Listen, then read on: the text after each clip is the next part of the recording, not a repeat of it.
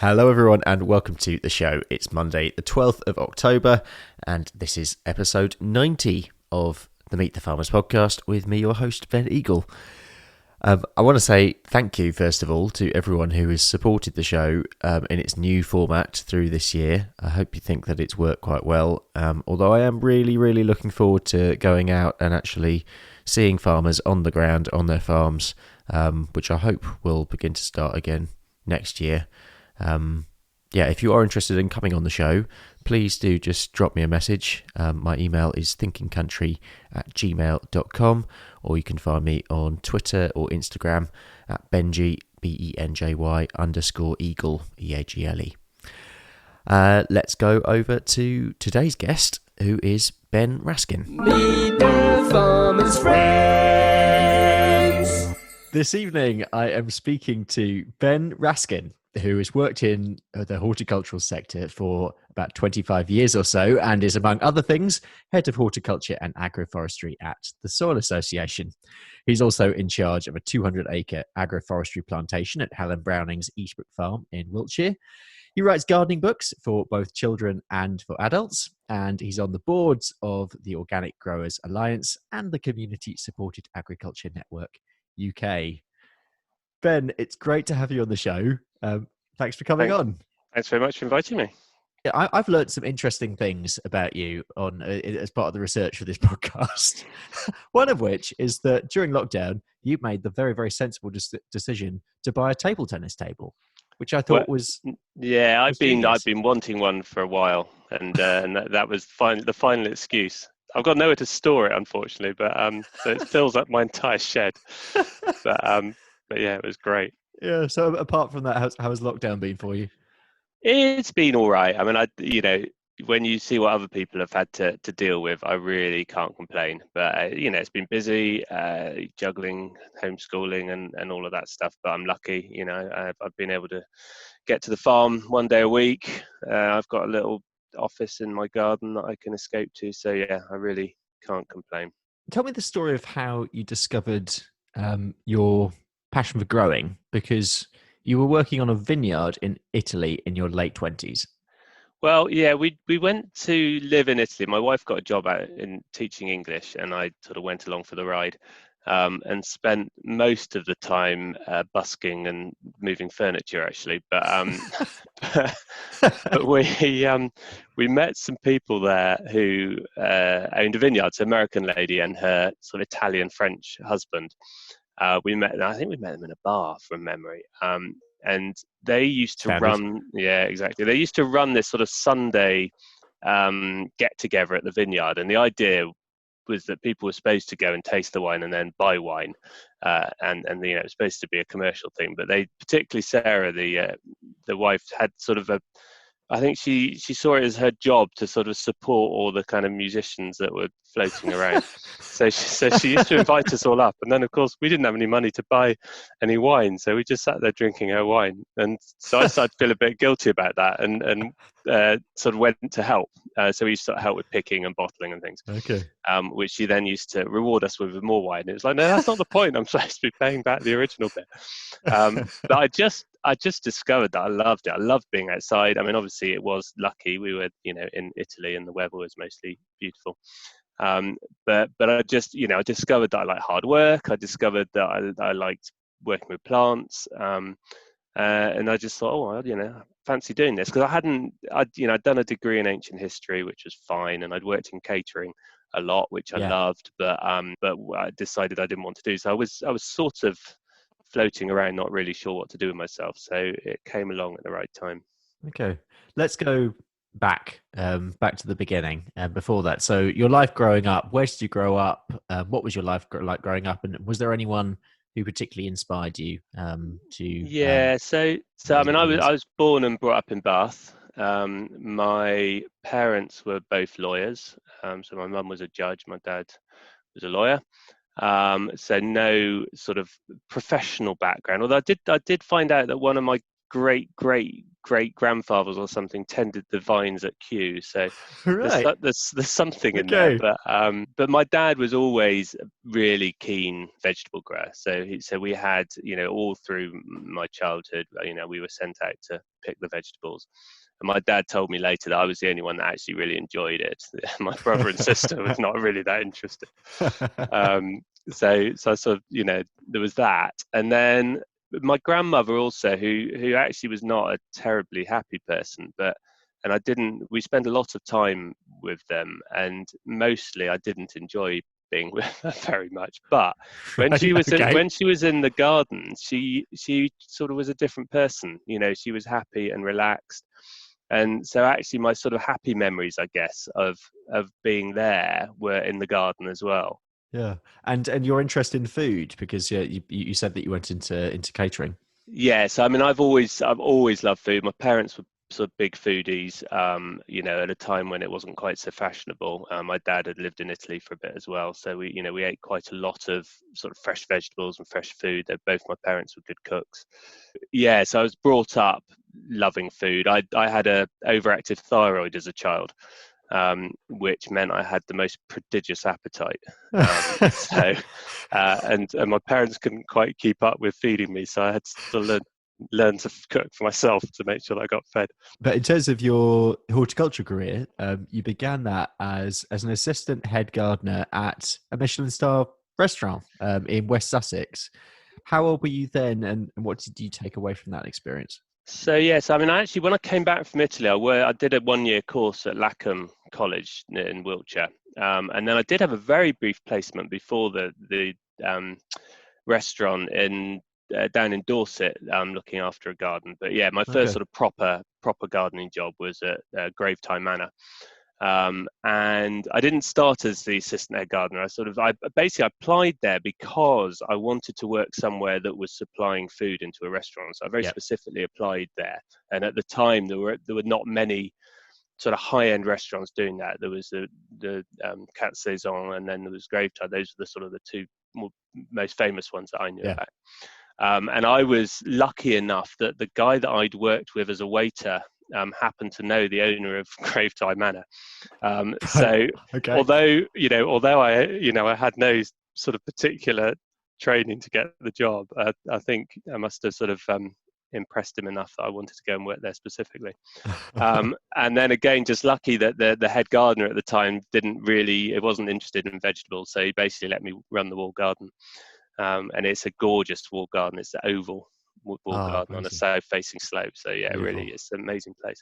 So yeah, I mean, I loved it, and I guess what I learned really was what chefs want when you're supplying them. So I've spent quite a lot of my growing career supplying chefs and restaurants. And it's interesting. I enjoy it. When you get the right chef that's really interested, it's a real pleasure. Yeah. And then you crossed the border into Kent and took on a really interesting role when you're working with food, both on the growing side and the cooking side. Yes, you have to tell me about that time. Yeah, so I moved to work for Garden Organic, or HDRA as they were then, and it was sort of by chance. I think the chef left, and kind of I had that experience, and the Katie Butler, the head gardener there, said, "You fancy doing both?" I was going, "Oh yeah, go on then." That's the story of my life, really, is just not saying no to anything. I'm guessing for no Um, extra pay. yeah, no, I didn't think I got any extra pay, but so yeah, I was Just double the workload. growing the morning, and then sort of scrubbing up and into the kitchen at sort of 11 o'clock to get ready for service. I mean, it was quite simple food. It was sort of visitor cafe food, so I wasn't sort of cooking up fancy stuff, but it was fun. It was only Yeah. for a year, but it was fun. And then in 2001, you became organic produce manager at Dalesford Organics in Gloucestershire. So another move. So you're moving about quite a bit at this time. Yeah, I've got quite a short attention span. That's my problem. Okay. What attracted you to that role? Well, I'd actually applied as for a job as assistant head gardener in the private gardens of Dalesford Estate. So Okay. Dalesford, for people that don't know, is the JCB family estate in Gloucestershire. And unbeknownst to me, by the time I'd got to the interview, they'd already appointed two people to that role. Right. Okay. But Useful. but I think because I sort of got this food and sort of vegetable knowledge, it was sort of before they'd set up the farm shop there, and they were looking for someone to grow vegetables. So they said, "Do you fancy coming and setting up the operation?" And so of course I did, and yeah, that was a lot of fun. So we started just on 1 acre and then built it up to sort of eight to 10 acres at the end. So. Amazing. Wow. So again, I'm guessing taking on a lot of knowledge at that time, and that put you in good stead for yet another move when you went to Wales. Why Wales? Well, I think my problem until I joined the Soil Association, my problem was that I like new challenges, and I do Okay. get bored quite easily, which I used to see as a real problem, and I now kind of Embrace it. embrace it exactly and see it as just it's just the way I am. Yeah. Um, so yeah, I mean, it seemed like a really exciting opportunity. I mean, in hindsight, it was not, it wasn't quite what I'd hoped. So the Welsh College of Horticulture was sort of at the time when it was one of the foremost horticultural colleges in the country. By the time I'd got to it, it was the numbers of students that were applying had dropped right down. We had we had some great facilities. We had 3 acres of glasshouse. We had a really good glasshouse manager. There was a garden centre there. So there's a whole load of stuff that it was Yeah. a great training centre for students. But we had, from memory, in the last year I was there, we had 2 full-time production horticulture students. Blimey. So effectively you've got this massive expense Wow. of infrastructure and cost I to mean, great support. student experience, but Yeah, and not surprisingly, the college was struggling financially. In the end, it got dissolved into Deeside College. right. But it was so. I mean, I enjoyed my time there, but it was tricky. I think the challenges that were needed to really sort of pull it together were, we didn't have the money or really the sort of the capacity to do it. So it was interesting, but quite stressful. Yeah, no, I can imagine. But really, I mean, all that web of experience, and I suppose from a CV point of view, when you went into your interview with the Soil Association, The job I applied for, which actually was a sort of 2-year temporary contract, which was why I applied for it. It was sort of accidental. My intention was to come back down to the southwest and look for land and set up my own sort of horticultural growing business. okay, But I thought I met someone at one of the sort of soil association events at the college, and they said, "Oh, if you're looking for opportunities, we've got some jobs coming up." I was like, "Oh, I don't know. I've always said I'd never work in an office." But oh, go on then. It will get me back down there, and I can look for land while I'm there. And of course, 14 years later, I'm still there. But the original job was technical team and supply chain manager, and at the time, I didn't even really know what a supply chain was. But fortunately, the internet had just started, and I could quickly Google it, and obviously bluffed my way enough to get in. But in the 14 years that you've been there, I mean, yeah. how has the Soil Association changed from your perspective? So I guess the main thing is that we've become a lot more outward looking. And I think that's partly ourselves, and I think it's partly the sort of the world coming to meet us a little bit. So when I started, I think we mainly engaged with people that were already organically certified or wanting to become organically certified. And I mean, I remember being at events where I'm convinced people were crossing the room to avoid me because they knew I was from the Soil Association, and I just don't think that happens in the same way now at all. And I think part of it is us being more willing to admit that other people might have some good answers and good ideas. And part of it, I think, is the whole farming and policy world moving more towards environmental farming. So I think there's a lot more common ground now between ourselves and the rest of the world. I mean, you have many hats, but specifically with your head of hort and agroforestry hat on, what do you do? What does that actually mean? What do you do day to day? Oh, that's a very good question. And I guess, and the fact that I'm still here 14 years later is that it does change. I've never got bored at the Soil Association. I've mostly worked part time since I started. I worked full time for about 3 years.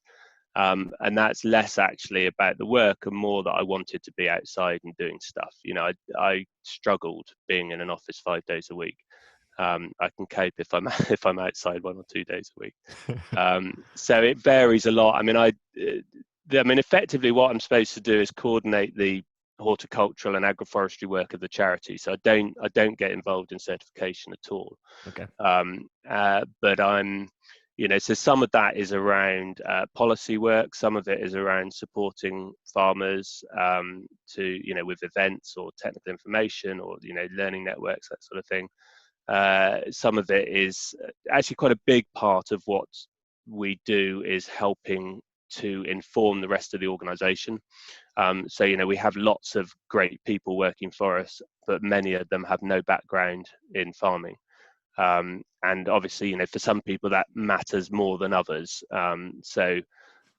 If you work in our finance team, it's interesting to know what we do, but it's probably not crucial. But if you work in our comms team or our marketing team, then you really need to know what's going on. And so we really, we help guide that as much as possible. And then, quite a bit of sort of writing and talking at events and things like that. So. You've also recently-ish, I suppose, began project managing a really interesting agroforestry project for Helen Browning at her farm in Wiltshire.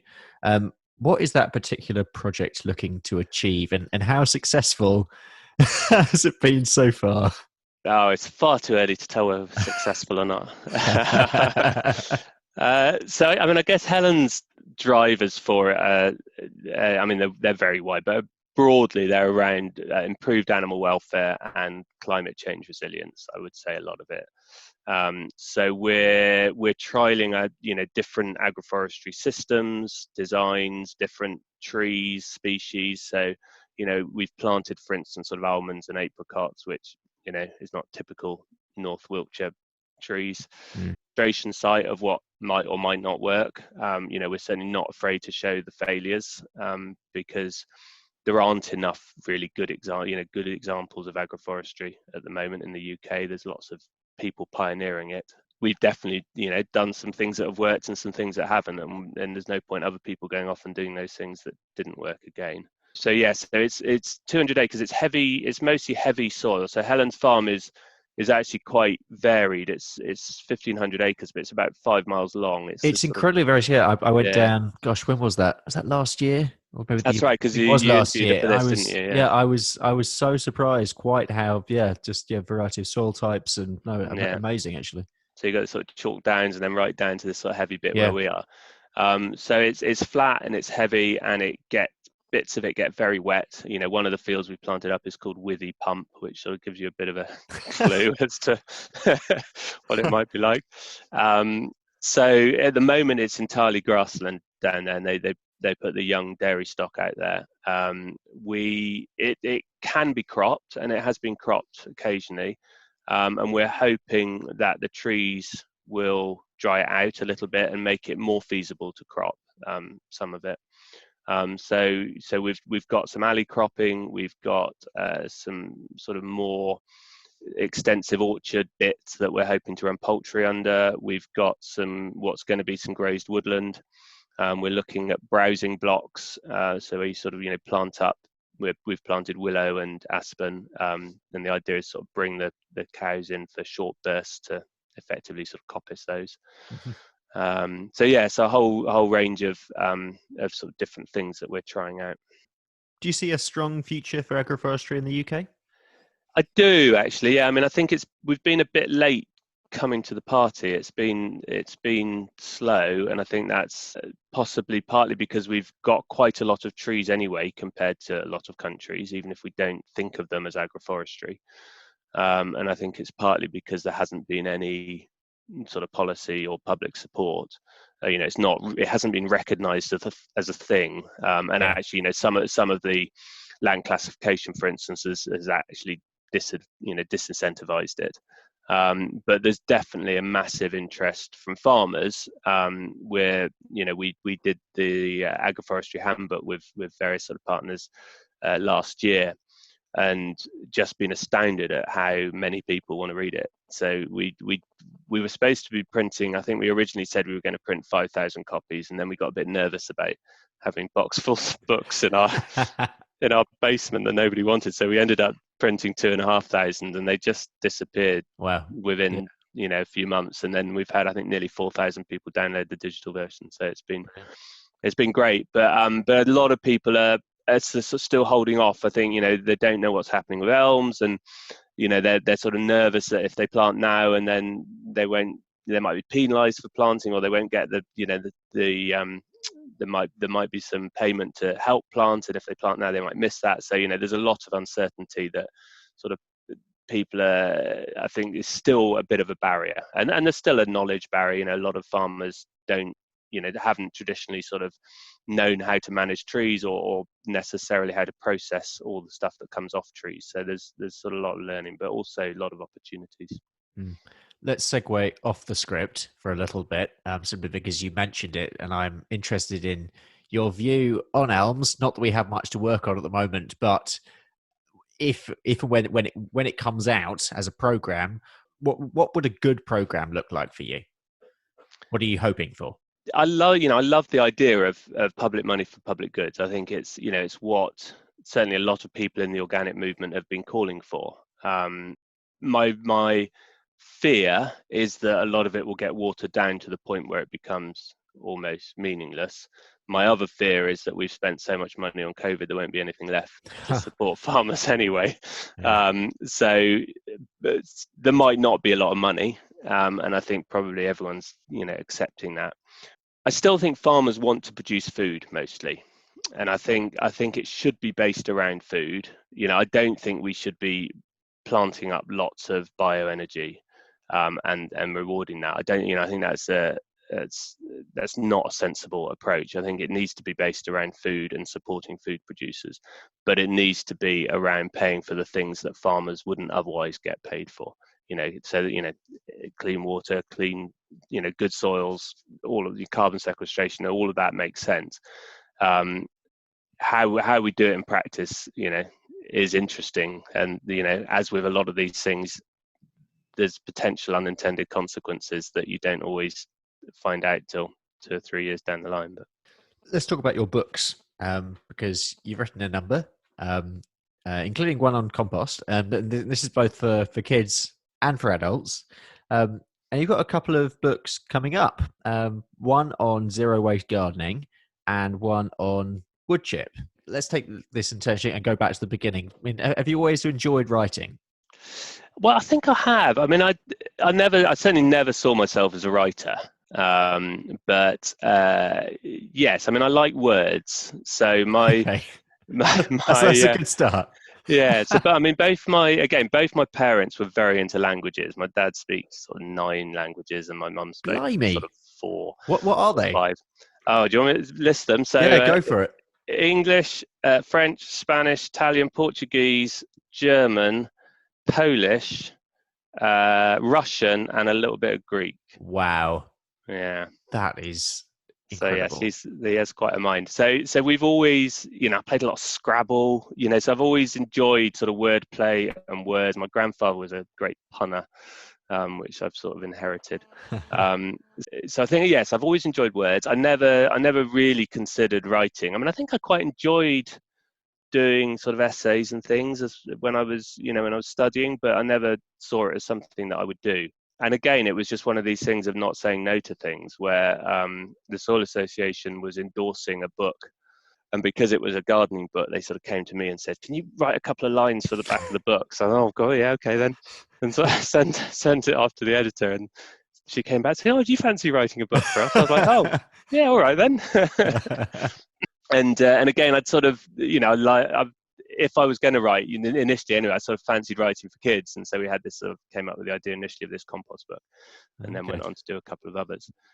And then, yeah, it's sort of gone from there, really. So, yeah. And when you're writing, are you the sort of person who will just write from your head, so to speak, to start with, and then bring in the research? Or are you very heavy on the research side first, get your head around everything, and then dive in? That's a good question. I think it depends. So the gardening books, I would say I have mostly done the former. So I've mostly written and then sort of worked out where the gaps are. Yep. The wood chip one is a whole different ball game, because it's much longer. Yep. So it's 60,000 words rather than 25,000 words. But also there's a lot of stuff that I didn't know so much about, and I want, and because I don't, as far as I know, I don't think there's a book on wood chip out there, or not, wood chip for soil. So I want it to be good, and I want to get it right, and I want to bring in, I'm reading a lot of sort of scientific papers on wood chip, and so I want to bring that all in.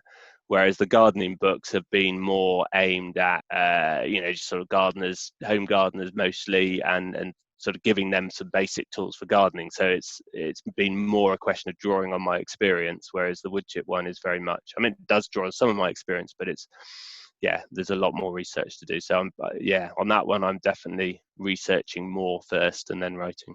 Okay. I mean, a lot of farmers and gardeners might not automatically think of wood chip when they're thinking of soil conditioning. Can you just very, very briefly just sort of go through the benefits of wood chip?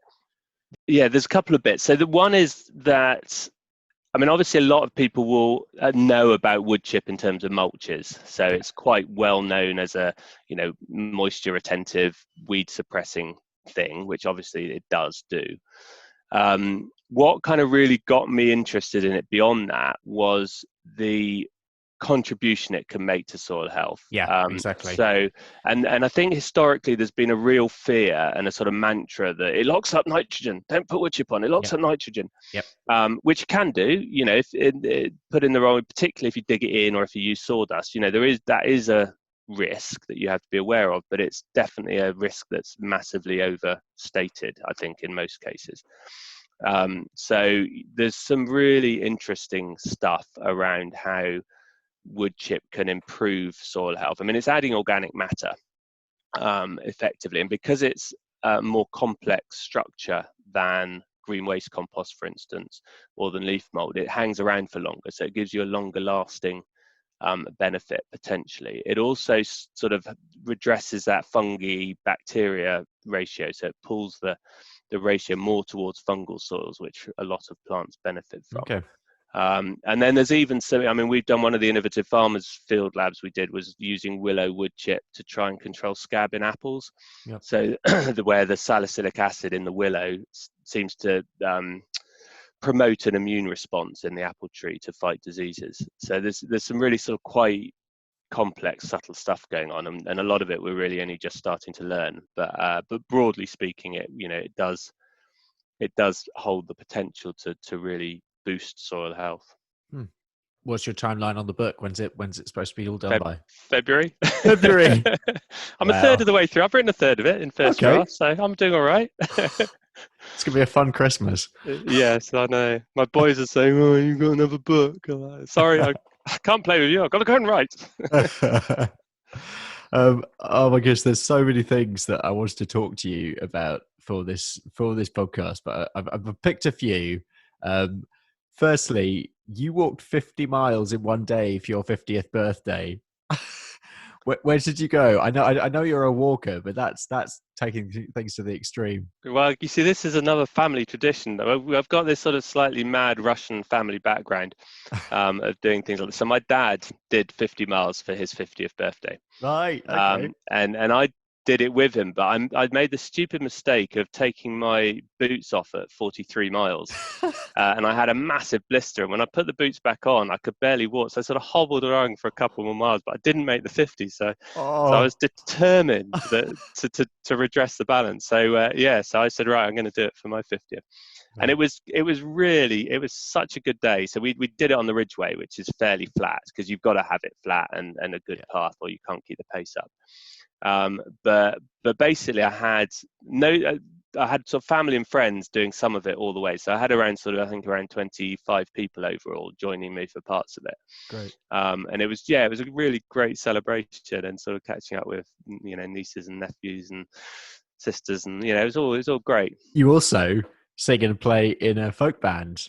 Because you play the guitar. I know that.